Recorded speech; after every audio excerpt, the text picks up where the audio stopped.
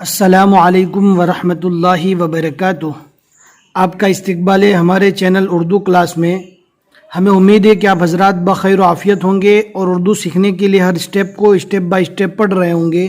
آج ہم تیسرا اسٹیپ تعلیم الاسلام کے دوسرے حصے کا چوتھا پارٹ پڑھنے والے ہیں۔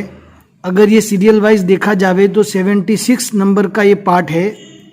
آج کا سبق جو ہے وہ اللہ تعالیٰ کے ساتھ ہم مسلمانوں کو کیا کیا عقیدے رکھنے چاہیے۔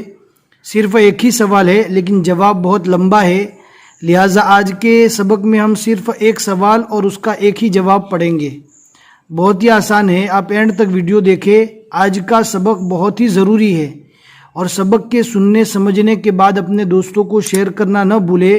جتنے لوگوں کو بھی عقائد کی صحیح معلومات ہوتی رہے گی انشاءاللہ آپ کو ثواب ملے گا۔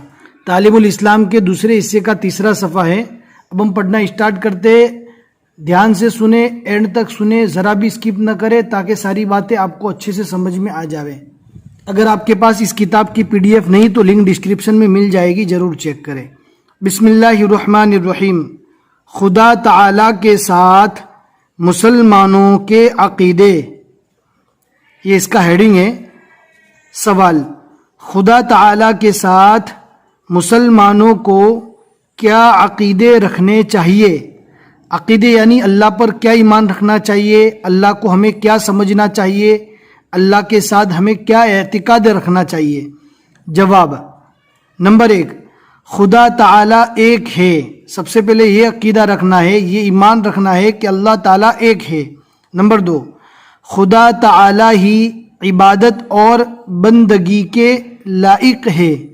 عبادت اور بندگی کا معنی ہوتا ہے پوجنا، عبادت کرنا، بندگی کرنا، اور اس کے سوا کوئی بندگی کے لائق نہیں۔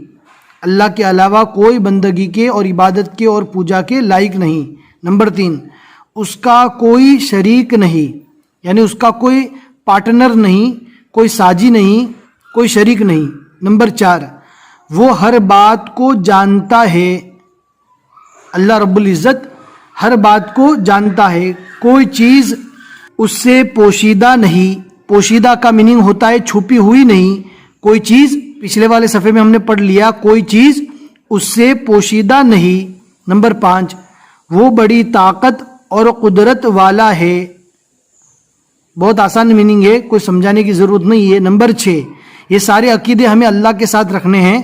نمبر 6، اسی نے زمین، آسمان، چاند، سورج، آپ اچھے سے جانتے ہوں گے کس کو کہتے ہیں۔ ان ساری چیزوں کی میننگ بہت ہی آسان ہے۔ چاند، سورج، ستارے جس کو اسٹار کہتے ہیں، جو اندھیرا ہو جانے کے بعد آسمان پر نظر آتے ہیں۔ فرشتے اللہ کی ایک مخلوق ہوتی ہے جو نورانی ہے، جو نور سے بنی ہے۔ آدمی، جن، یہ اللہ کی مخلوق ہے۔ آدمی یعنی ہم آدمیوں کو، انسانوں کو آدمی کہا جاتا ہے، آدم علیہ السلام کے اولاد۔ جن یہ اللہ کی ایک مخلوق ہے جو آگ سے بنی ہے۔ غرض تمام جہاں کو پیدا کیا ہے۔ غرض کو اس جگہ پر استعمال کیا جاتا ہے جہاں پر شارٹ میں ہمیں کوئی چیز بتانا ہو۔ اس کا میننگ ہوتا ہے، مطلب یہ کہ ایگزامپل، جیسے کہ تمام جہاں کو پیدا کیا ہے اور وہی تمام دنیا کا مالک ہے۔ نمبر 7، وہی مارتا ہے، وہی جلاتا ہے۔ مارتا ہے یعنی موت دیتا ہے، جلاتا ہے یعنی زندہ بھی کرتا ہے اور زندہ کرے گا بھی، یعنی مخلوق کی زندگی اور موت اسی کے حکم سے ہوتی ہے۔ نمبر 8، وہی تمام مخلوق کو روزی دیتا ہے۔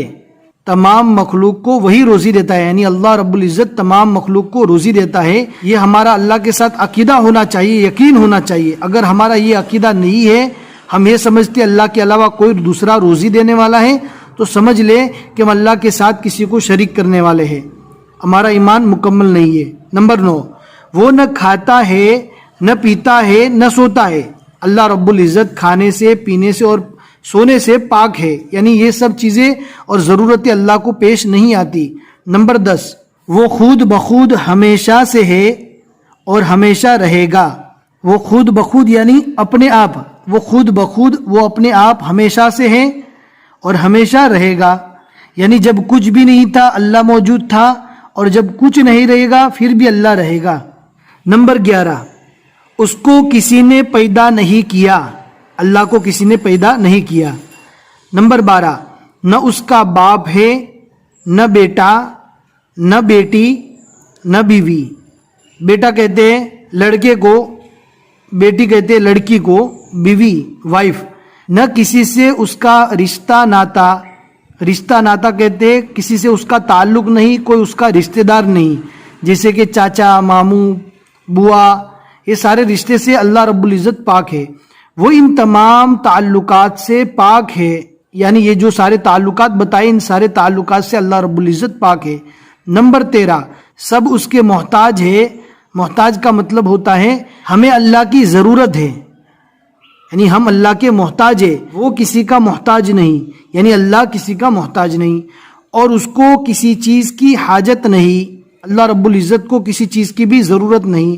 نمبر 14، وہ بے مثل ہے، کوئی چیز اس کے مشابہ یعنی اس جیسی نہیں۔ وہ بے مثل ہے یعنی اس کی مثال کوئی چیز نہیں ہے، وہ مثالوں سے پاک ہے، یعنی ہم ایسا کہ اللہ ایسا ہے، ایسا دکھتا ہے، ایسا وہ ہے، تو یہ ساری چیزیں غلط ہے۔ وہ بے مثل ہے، اس کی کوئی مثال نہیں، کوئی چیز اس کے مشابہ نہیں۔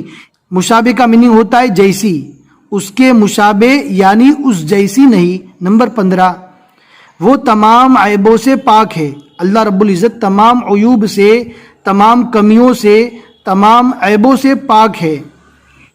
نمبر 16، وہ مخلوق جیسے ہاتھ، پاؤں، ناک، کان اور شکل و صورت، شکل کہتے ہیں جیسے کہ ایک جانور کی، ایک درخت کی، چیزوں کی جیسی شکلیں ہوتی ہیں اس کو کہتے ہیں شکل۔ صورت، یہ دونوں مشابہ لفظ ہے، صورت بھی اسی کو کہتے ہیں۔ ناک، کان، شکل و صورت سے پاک ہے، یعنی ایسا جیسا ہمارا ہاتھ ہے ویسا اللہ کا ہاتھ نہیں، ہماری طرح اللہ کا پاؤں نہیں، ہماری طرح اللہ کا آنکھ، ناک، کان نہیں، اللہ پاک شکل و صورت سے پاک ہے۔ ان ساری چیزوں پر ہمیں عقیدے رکھنے ہیں۔ اگر ہم یہ عقیدے نہیں رکھتے ہیں، اللہ پر ہم یہ ایمان نہیں رکھتے، تو سمجھ لیجئے ہم مکمل ایمان اور اسلام میں داخل نہیں ہیں۔